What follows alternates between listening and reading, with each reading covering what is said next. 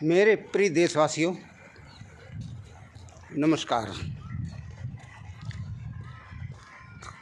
बड़े खुशी का ये मौका है, समय है।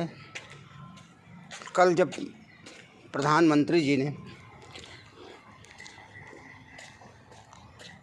3 काले कानून किसानों के जो विरोध में थे उनको वापस ले लिया।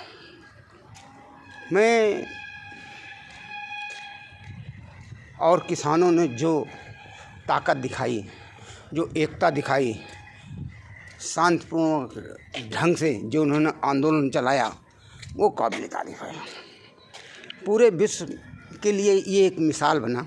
लगभग 1 साल तक किसान आंदोलित रहे और शांतिपूर्ण ढंग से अपनी बात कही। तो ये आंदोलन की ताकत होती है। अगर किसी ऐसे कानून का विरोध किया जाए जो जनता के लिए, किसानों के लिए, मजदूरों के लिए और देश के लिए अहितकर हो, तो ऐसे कानूनों को रद्द किया जा सकता है और उनको, गवर्नमेंट को या जो कानून बनाने वालों को झुकाया जा सकता है। ये बहुत बड़ी जीत है किसानों की।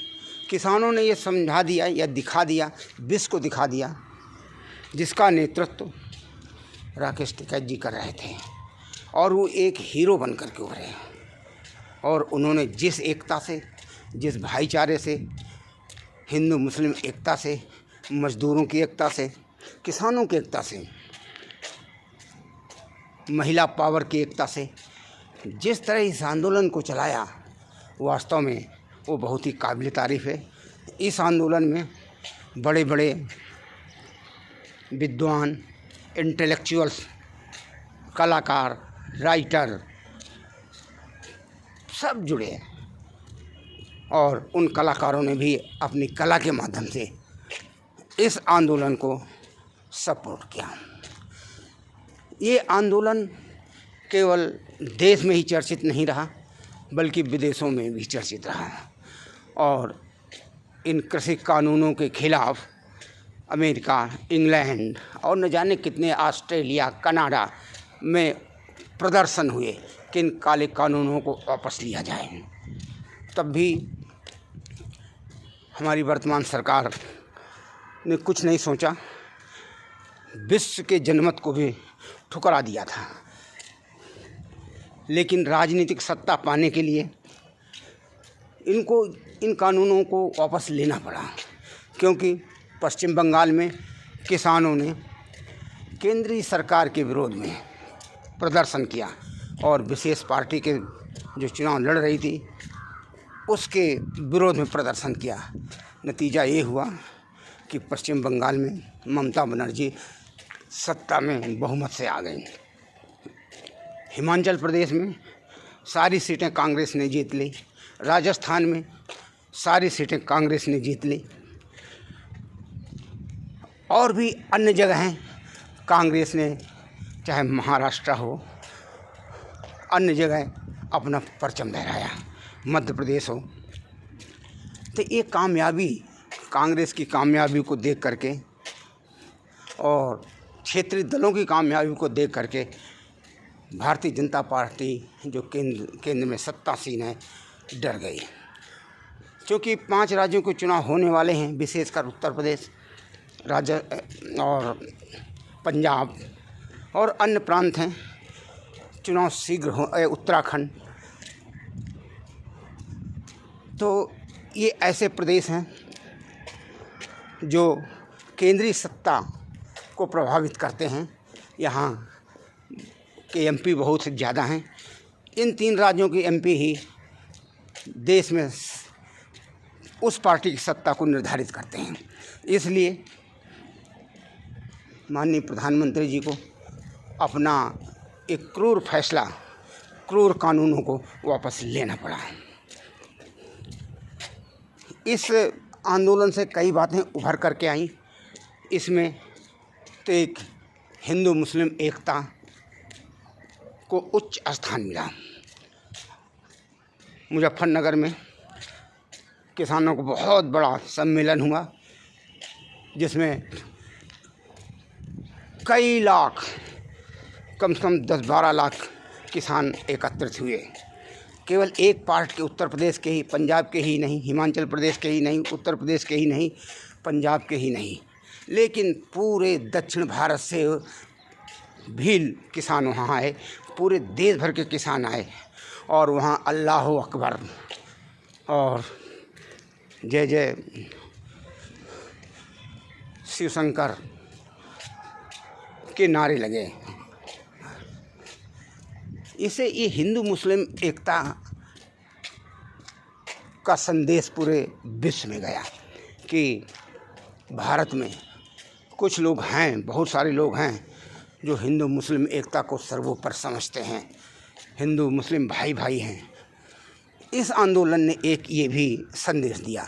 दूसरा संदेश जो गया उसमें किसान और मजदूर एकता जिंदाबाद प्रदर्शित हुई। जातिवाद इस किसान आंदोलन से तोड़ा गया। सभी जातियों के लोग वहाँ भाग लिया और एक पंगत में बैठ कर के खाना खाया। ये एक तरह से इस किसान आंदोलन ने एक सोशल रिफॉर्म किया। जो जातिवाद, छुआछूत का जो दंश भारतवर्ष में फैला हुआ है, उसको तोड़ने का भी बहुत बड़ा काम हुआ। विदेशों में इस आंदोलन की चर्चा हुई। ब्रिटेन, अमेरिका, कनाडा, ऑस्ट्रेलिया तथा अन्य देशों में किसानों ने, वहाँ के किसानों ने भारतीय किसानों के आंदोलन को समर्थन दिया और ये 3 काले कानूनों को जो किसानों के विरोध में थे उनको वापस लेने के लिए सरकार पर दबाव डाला। बहुत उग्र प्रदर्शन हुए वहाँ पर। सरकार घबरा गई और भारतीय जनता पार्टी के लोग गांव में घुसने, जो लीडर थे जो किसानों को समझाने जा रहे थे, उनका घेराव किया गया और उनकी मीटिंगें नहीं होने दी गई। तो उस पार्टी के लोग भी बहुत बहुत बहुत डरने लगे। चुनाव आने वाले हैं, इसलिए प्रधानमंत्री को ये घोषणा करनी पड़ी कि हम 3 काले कानून वापस ले रहे हैं। बड़ी खुशी की बात है। जो अन्नदाता है, जो किसान है, गर्मी, सर्दी, बरसात में फसलों में, खेतों में जाता है और फसल उगाकर पूरे संसार का पेट भरता है। हमें उनकी बात को मानना चाहिए था। उनके बगैर परामर्श के कोई ऐसे कानून नहीं बनाया जाना चाहिए था जो उनके विरोध में हो। चंद पूंजीपतियों को ये लाभ पहुंचाने वाले कानून थे। उनके भंडार गृह बनते जा रहे थे देश भर में। इससे होता क्या कि एक कुछ पूंजीपति लोग सस्ते में किसानों के फसल खरीदते और ऊंची कीमत पर बेचते। जबकि हमारे देश में पहले कानून था कि एक सीमा से अधिक अन्न का भंडारण कानूनन अपराध है, लेकिन उस नियम को भी ध्वस्त कर दिया गया और खुलेआम कालाबाजारी करने के लिए छूट दे दी गई। ये सबसे बड़ी विडंबना थी। लेकिन हमारे किसान भाइयों ने इसको समझा और एकजुटता दिखाई। ब्रिटेन के एक सांसद ने और ब्रिटेन के सांसदों ने इस किसान आंदोलन को समर्थन दिया और किसानों की जीत बताया और सरकार की हार बताया।